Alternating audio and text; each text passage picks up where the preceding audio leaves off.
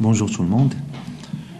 L'objectif de cette série de vidéos est de maîtriser les bases du langage JavaScript, à savoir les calculs, les instructions de contrôle, les boucles, etc. Le thème de cette deuxième série d'exercices JavaScript est de créer un petit jeu pour enfants qui va leur permettre de tester leurs compétences au niveau des calculs dans les opérations arithmétiques, l'ajout, la suppression, modification, etc. Donc cette série d'exercices sera subdivisée en plusieurs petits TP, où chaque TP a un objectif précis. Commençons par le TP numéro 1. Donc l'objectif du TP numéro 1, c'est de générer un nombre entier aléatoire, compris par exemple entre 0 et 10. On a créé déjà un dossier. Dans ce dossier, on a créé un fichier CSS pour la mise en forme, un fichier HTML pour le contenu. Commençons par créer le squelette de base d'une page HTML. Ici, le titre du TP1, donc c'est générer un nombre entier aléatoire. Voilà.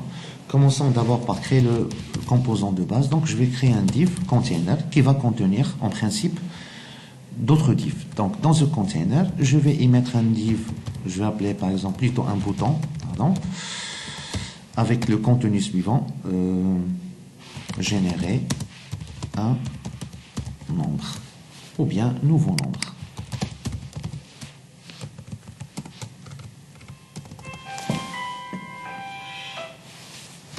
Voilà, nouveau nombre, et on va la faire suivre avec un div qu'on va appeler n1, ou bien nombre aléatoire. Voilà. Après, donc, on fait CTRL espace et on génère notre code. Donc, deuxième partie, donc, on va personnaliser ce contenu-là HTML grâce à CSS. Alors, ce qu'on va faire, on va créer juste, on va dimensionner le container et le bouton et le nombre aléatoire. Donc, d'abord, faisons la liaison avec CSS, donc link, etc. avec CSS, le fichier CSS que j'ai déjà créé. Après, dans CSS, ce qu'on va faire, c'est quoi? Comme on a l'habitude de faire, donc on commence par supprimer les marges par défaut et le padding. Donc, on va faire padding 0, marge interne 0 et marge externe 0 aussi. Voilà. Pour le container, donc dièse container, parce que c'est un ID. Voilà. Alors pour le container, on va faire de sorte qu'il a une largeur de 200 pixels, une hauteur minimale de 200 pixels aussi. Voilà. Pour le nombre aléatoire, ou bien puisqu'on aura dans le futur plusieurs nombres aléatoires, alors j'opte pour la classe, parce que n'oubliez pas que la classe c'est un élément de style qu'on peut utiliser et appliquer sur plusieurs éléments HTML. Alors pour chaque enfant, div enfant plutôt, on va faire une largeur de 100%, une largeur minimale de 200 pixels par exemple, un arrière-plan, background, par exemple on va choisir Deep Sky Blue, couleur du texte, donc couleur du texte ça va être color, on va faire blanc par exemple, et on veut qu'un texte soit un peu de taille grande, pour qu'il soit plus lisible, plus clair. Alors font size, et je vais mettre par exemple 5 EM. 5 EM ou 500%. Donc ça va être 5 fois plus grand. Voilà, visualisons un peu le résultat. Open with Live Server. Bien sûr, si vous n'avez pas Live Server, vous n'avez qu'à cliquer ici. Afficher, donc révéler dans l'explorateur, c'est-à-dire afficher dans l'explorateur de Windows et double-cliquer par exemple. Pour pouvoir visualiser ça sur votre navigateur préféré. Donc par exemple, ouvrir avec Google Chrome. Et voilà, ça va s'afficher avec Google Chrome. Voilà. Alors, voyons aussi sur Firefox. Donc, ça affiche nombre aléatoire. Voilà. Sauf qu'on ne voit ni couleur ni rien du tout simplement parce qu'on a mis la couleur, etc. dans la classe E. Alors qu'on n'a pas encore fait appel à la classe E. Alors, je vais faire appel à cette classe en faisant classe égale et j'appelle la classe E. Donc, classe E, bien entendu, utilise le point E. On marquait ici classe E. Voilà, et on a ça. Reste juste à centrer tout ce contenu-là, le mettre au centre. Alors, dans le container, on va lui demander de centrer le contenu. Pour centrer un contenu, on fait text align, text align center. CTRL S, j'actualise, voilà, et centrer toute la zone container. Alors, pour centrer la zone, on va faire margin 0 auto. 0, ça veut dire verticalement, on veut pas de marche. Auto, ça veut dire gauche et droite. Horizontalement, on veut que ça soit automatique, c'est-à-dire la marche de gauche égale à la marche de droite. Et déjà pour le texte, on a déjà mis text align center. Vous pouvez tester dès maintenant. Voilà. On va mettre dans ce div là, on va mettre le chiffre 5. Et là, on a 5 comme ça. Voilà, super. Voilà. Après, maintenant, donc, on va commencer notre programme JavaScript. Bien sûr, à chaque fois qu'on va écrire du JavaScript, dans la même page, on l'écrit entre script et /script. Donc, créer une fonction qui s'appelle function générer, générer plutôt un entier. On va l'appeler generate int ou bien générer entier. Voilà. Rappelez-vous qu'une fonction, le nom de la fonction doit être simple. Pas d'espace, pas d'accent, ne commencez pas par chiffre, etc. Et deuxième chose, rappelez-vous qu'une fonction, c'est un programme ou bien un sous-programme qui fait un rôle précis. J'insiste sur le fait qu'une fonction fait un rôle bien précis. Alors après, on va faire documents. Alors d'abord, juste pour résumer ce que va faire ce programme, cette fonction, c'est d'abord récupérer les balises HTML sur lesquelles on veut travailler.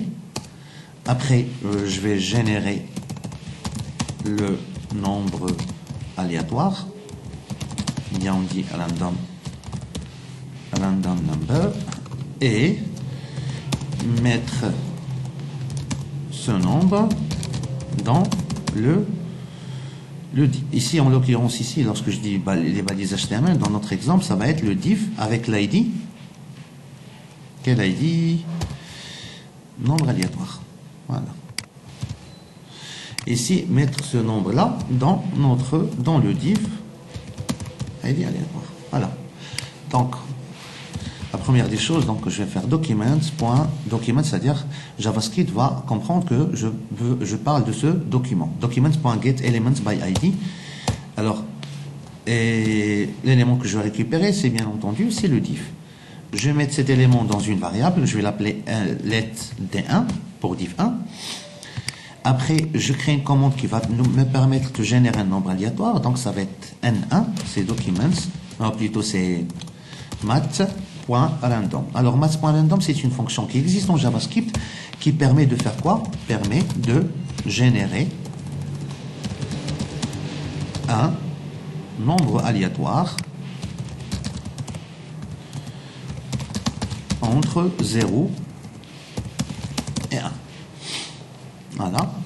Et le résultat, ce N1 là, je vais l'afficher dans D1. Alors, comment on va faire? On va faire D1.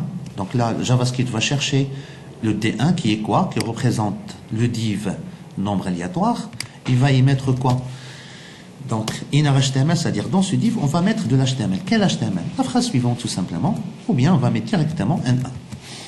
Donc, D1, point, à l'intérieur de ce D1 là, on va mettre le nombre aléatoire N1. La fonction est faite, il reste tout simplement à spécifier quand est-ce que cette fonction va être lancée et exécutée. Bien entendu, on va mettre ça dans le bouton. Voilà, on va mettre comme ça en clic, c'est-à-dire si quelqu'un clique, on va faire appel à notre fonction générer entier. N'oubliez pas d'ajouter les parenthèses. Voilà. Et là, je clique sur générer et ça me génère un nombre aléatoire entre 0 et 1. Alors, ce que je veux, c'est qu'il me génère un nombre entre 0 et 10. Tout simplement, mathématiquement, si vous avez un nombre entre 0 et 1, et vous voulez générer à partir de ce nombre un nombre entre 0 et 10, il suffit tout simplement de le multiplier par 10. Faisons un test.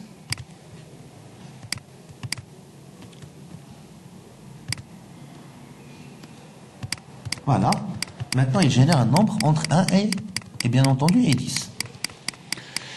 Et ce que je veux précisément, c'est quoi? C'est pas un nombre float, un nombre réel, mais je veux juste la partie entière, juste un nombre entier. Pour cela, je vais convertir ça en un nombre entier. Donc on va faire parse int. Attention, le int est en majuscule. Donc parse int, d'après son nom, il permet de convertir un nombre en un nombre entier, sans virgule. Voilà, j'actualise. Voilà, maintenant il me génère un nombre entier, donc entre 0 et 10. Voilà. Après, ce qu'on va faire, voilà, donc c'est bon pour ça. Donc, d'après, ce qu'on va faire, c'est quoi? C'est tout simplement généraliser, à la place de mettre 10 et être limité à 10. Alors, je vais paramétrer, je vais lui dire, écoute, c'est moi qui vais vous donner le nombre maximal. D'accord? Alors, dans ce cas-là, on va ajouter une variable qu'on va appeler max, par exemple. Et là, je lui demande de faire quoi? De générer un nombre entre 0 et max. Voilà. Et ici, lorsque je dis, voilà, entre 0 et max, et maintenant, qu'est-ce qu'il me reste à faire ici? Je vais mettre, par exemple, 10. Si vous mettez 10, il va comprendre quoi? Que le paramètre max, dans notre exemple, c'est bien 10. Et il va remplacer à chaque fois qu'il rencontre max par 10. Voyons ce test. Voilà.